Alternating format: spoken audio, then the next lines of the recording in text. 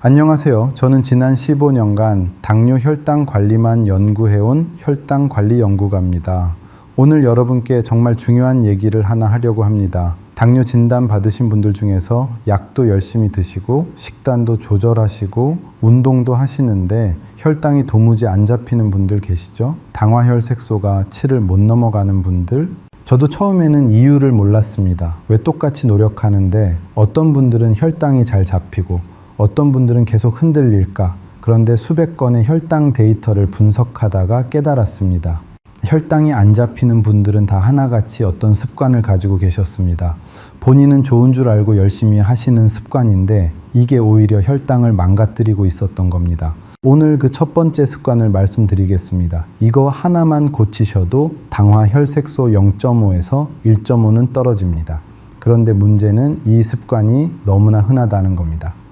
제가 분석한 데이터 중 거의 90%가 이 패턴을 보이고 있었어요. 지금부터 끝까지 집중해 주시기 바랍니다. 특히 마지막 부분 절대 놓치시면 안 됩니다. 여러분 혈당 언제 재세요? 아침 공복에 한 번, 그리고 식후 2시간에 한 번 재요. 대부분 이렇게 말씀하십니다. 여기까지는 좋습니다. 문제는 그 다음입니다. 식후 2시간 혈당 재보니까 140 나왔어요. 아, 괜찮네. 200 안 넘었으니까 괜찮지. 이렇게 생각하시죠? 여기서부터 문제가 시작됩니다. 여러분, 제가 충격적인 얘기 하나 해드리겠습니다. 여러분의 혈관은 바로 지금 이 순간에도 조용히 망가지고 있습니다. 그런데 여러분은 그걸 모르고 계세요. 왜냐하면 여러분이 혈당을 재는 그 순간에는 이미 위험한 시간이 지나가 버렸기 때문입니다. 무슨 말이냐고요? 제가 연구 과정에서 분석한 사례 중에 이런 경우가 있었습니다. 강남 대치동에 사시는 68세 정상훈 씨라는 분이셨어요. 은행에서 30년 넘게 근무하시다가 정년 퇴직하신 분입니다. 정 씨는 65세 당뇨 진단을 받으셨습니다. 그리고 3년을 정말 열심히 관리하셨어요. 약도 빠짐없이 드시고 매일 아침 30분씩 운동도 하시고 식단도 철저하게 조절하셨습니다.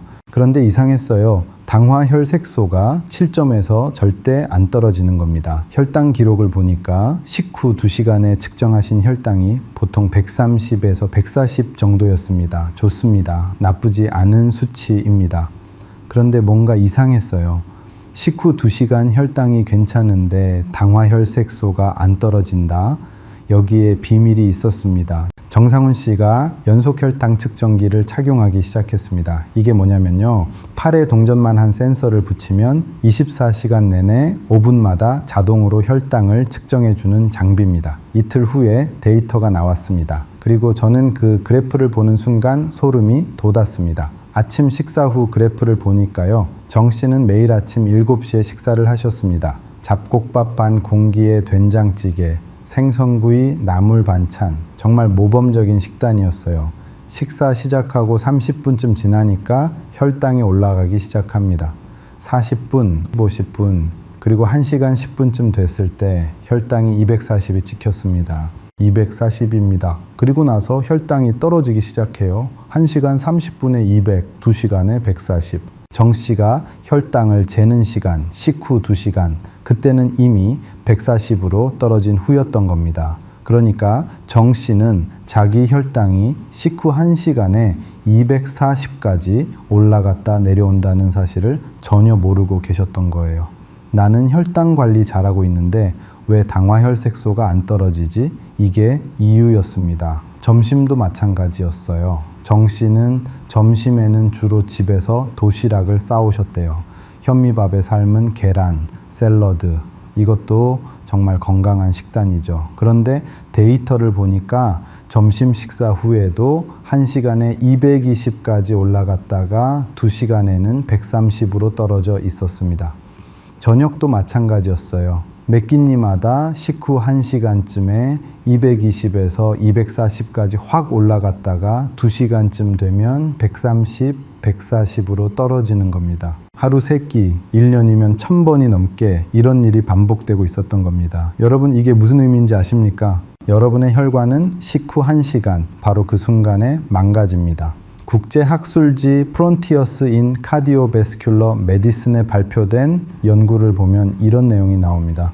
식후 혈당 급등, 우리가 혈당 스파이크라고 부르는 이 현상이 혈관 내피세포에 직접적인 손상을 일으킨다는 겁니다.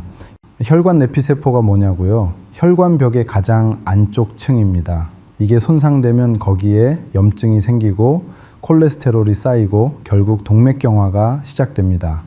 심근경색, 뇌졸중 이런 게 어떻게 오는 줄 아십니까? 바로 이렇게 시작되는 겁니다. 그런데 더 무서운 건 이겁니다. 이 혈관 손상은 조용히 진행됩니다. 아프지 않아요. 가렵지도 않아요. 여러분은 아무것도 느끼지 못합니다. 정상훈 씨도 마찬가지였습니다. 매일 식후 1시간마다 혈당이 240까지 치솟고 있었지만 정 씨는 아무런 증상도 느끼지 못했어요. 그냥 밥 먹고 2시간 후에 혈당 재보니까 140. 아, 괜찮네. 이렇게 생각하고 안심하시는 그 순간에도 정 씨의 혈관은 이미 상처를 입은 후였습니다.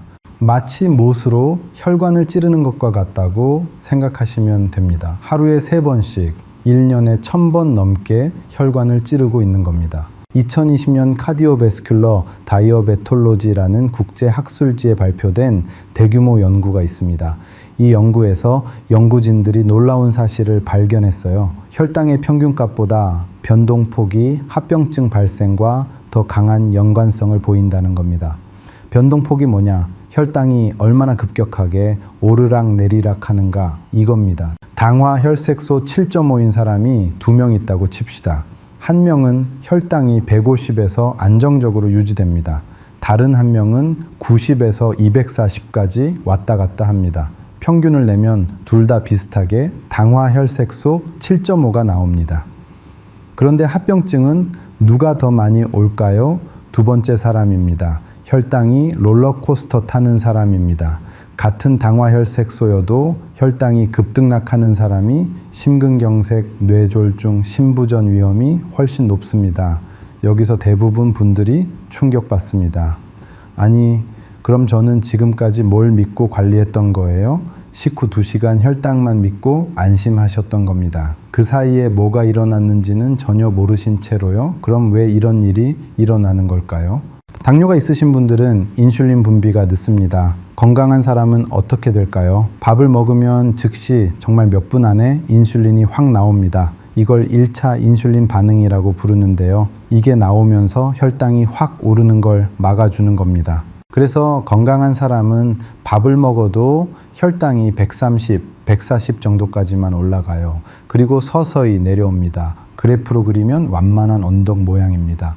그런데 당뇨가 있으신 분들은 다릅니다. 인슐린이 늦게 나와요. 밥을 먹고 30분, 45분이 지나도 인슐린이 제대로 안 나옵니다. 췌장이 반응을 못하는 거죠. 그러면 어떻게 될까요? 혈당이 그냥 올라갑니다. 막아줄 게 없으니까요. 1시간쯤 되면 200, 220, 240까지 확 올라가 버립니다. 그리고 나서야 췌장이 뒤늦게 반응을 합니다. 혈당이 너무 높네? 그래서 인슐린을 확 쏟아내요. 그러면 혈당이 급격하게 떨어집니다.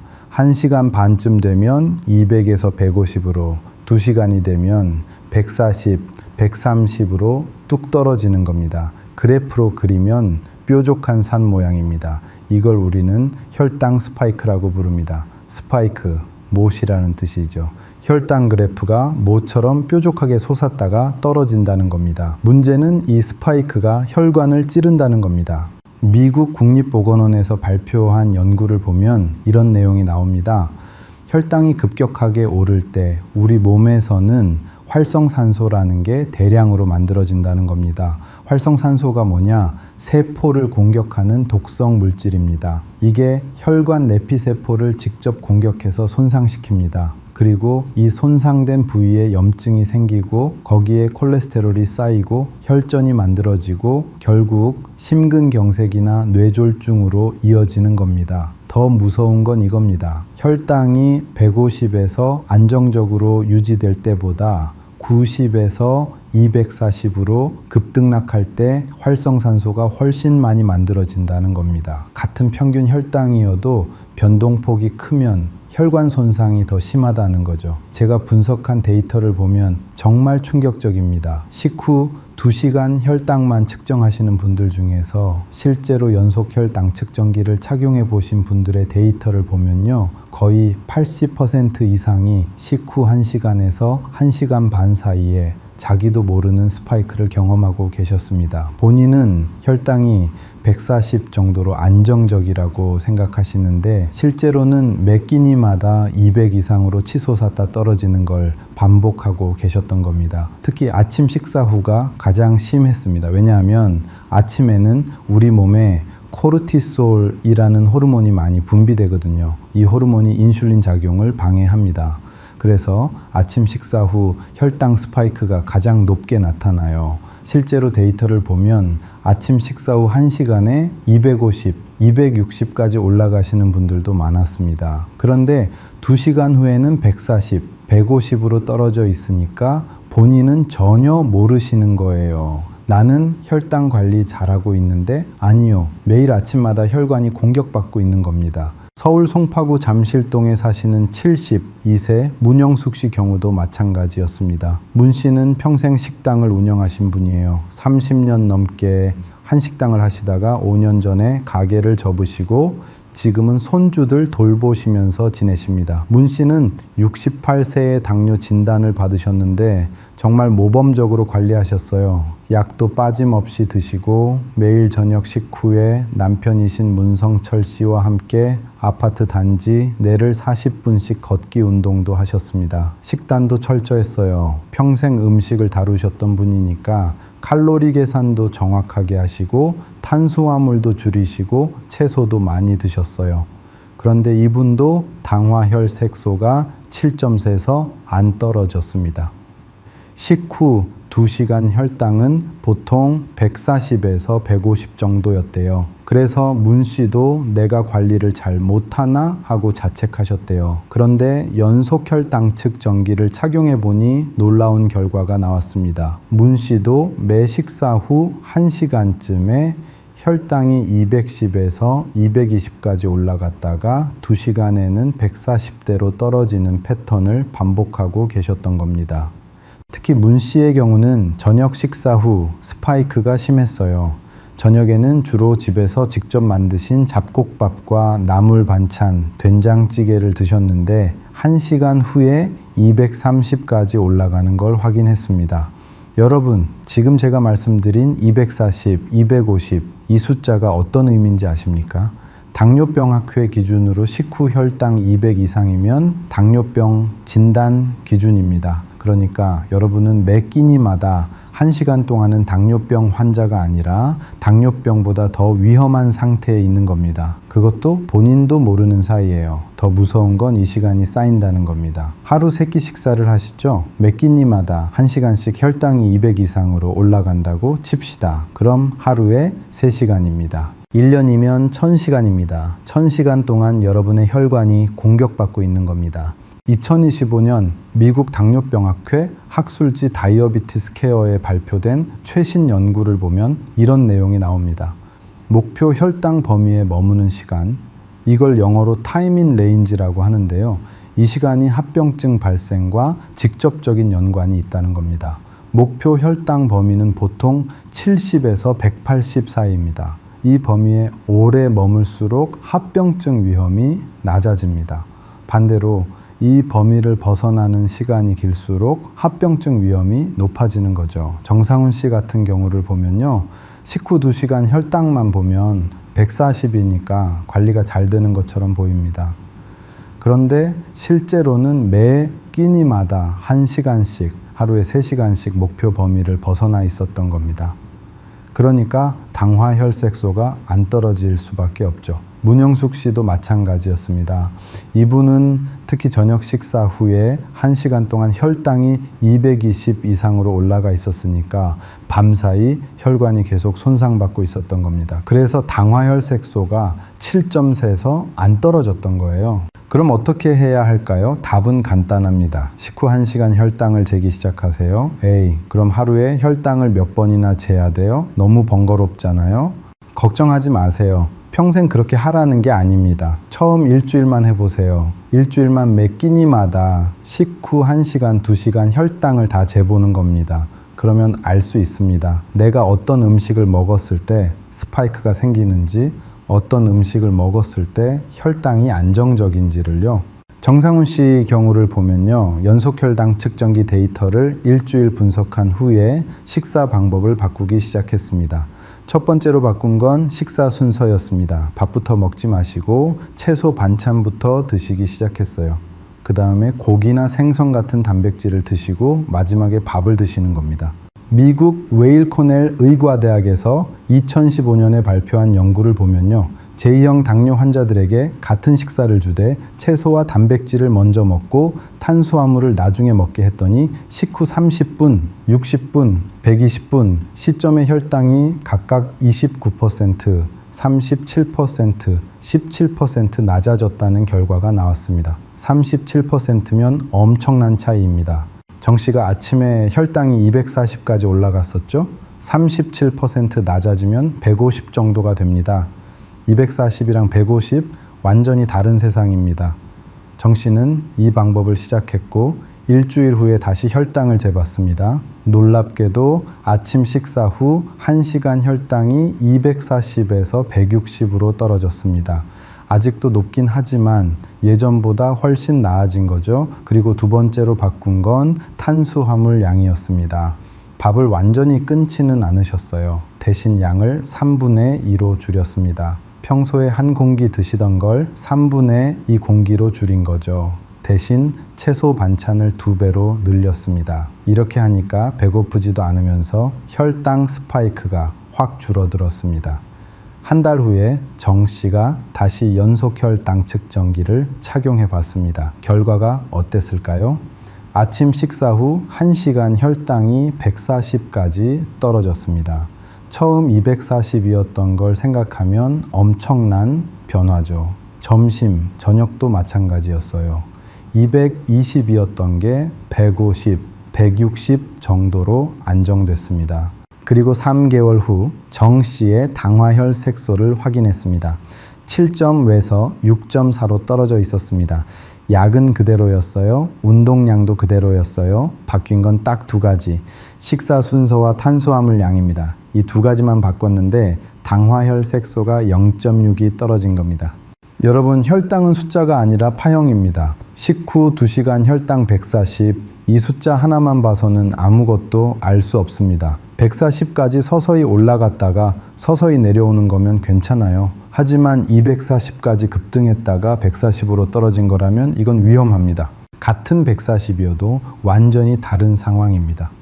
첫 번째는 혈관이 안전한 상태고 두 번째는 혈관이 공격받은 후입니다. 그러니까 여러분, 오늘부터 이 습관을 끊으세요. 식후 2시간만 보는 습관. 대신 이렇게 하세요. 딱 일주일만 매 끼니마다 식후 1시간, 2시간 혈당을 다 재보세요. 그러면 보입니다. 내 혈당이 어떻게 움직이는지, 어떤 음식이 문제인지. 그리고 나서 식사 방법을 바꾸시면 됩니다. 채소 먼저, 단백질, 그 다음 밥. 탄수화물 양을 3분의 2로 줄이고 채소를 늘리세요. 이것만 해도 혈당 스파이크가 확 줄어듭니다. 문영숙 씨도 마찬가지였습니다. 이분은 특히 저녁 식사 후 스파이크가 심했다고 말씀드렸죠. 그래서 저녁 식사 방법을 바꾸셨어요. 밥은 평소에 절반만 드시고 대신 채소 반찬을 3가지로 늘렸습니다. 그리고 식사 순서도 채소부터 드시기 시작했어요. 이렇게 하니까 저녁 식사 후 1시간 혈당이 230에서 170으로 떨어졌습니다. 그리고 4개월 후 문 씨의 당화혈 색소도 7.4에서 6.8로 떨어졌습니다. 약은 그대로, 운동도 그대로, 바뀐 건 식사 방법뿐입니다. 여러분, 오늘 제가 말씀드린 거 기억하세요. 식후 2시간만 보는 습관, 이거 오늘부터 끊으세요. 대신 식후 1시간 혈당을 확인하세요. 일주일만 해보세요. 그러면 여러분의 혈당이 어떻게 움직이는지 보입니다. 그리고 나서 식사 방법을 바꾸시면 됩니다. 채소 먼저, 단백질, 그 다음 밥. 탄수화물 양은 3분의 2로 줄이고 이것만 해도 혈당 스파이크가 확 줄고 당화혈 색소가 떨어집니다. 정상훈 씨처럼, 문영숙 씨처럼요. 그런데요, 여러분, 사실 이것보다 더 무서운 게 있습니다. 식후 1시간 혈당을 확인하는 것도 중요하지만 더 무서운 건 따로 있어요. 바로 공복혈당입니다.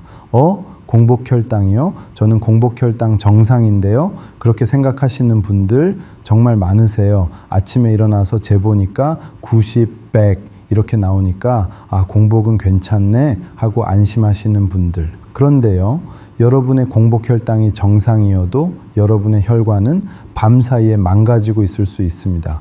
공복혈당 정상인데 당화혈 색소는 7을 훌쩍 넘는 분들 정말 많거든요. 이게 무슨 말이냐고요? 다음 영상에서 말씀드리겠습니다. 공복혈당 정상에 속지 마세요. 밤 사이에 여러분의 혈관에서 무슨 일이 일어나는지 다음 영상에서 충격적인 진실을 공개하겠습니다. 절대 놓치지 마시고 꼭 다음 영상 봐주세요. 오늘 영상이 도움이 되셨다면 좋아요 버튼 눌러주시고 구독과 알림 설정도 부탁드립니다. 그리고 댓글로 여러분의 식후 1시간 혈당도 공유해 주세요. 저도 재봤더니 200이 넘게 나왔어요. 이런 경험담 나눠주시면 다른 분들께도 큰 도움이 됩니다. 그럼 다음 영상에서 뵙겠습니다. 여러분 모두 건강하세요. 감사합니다.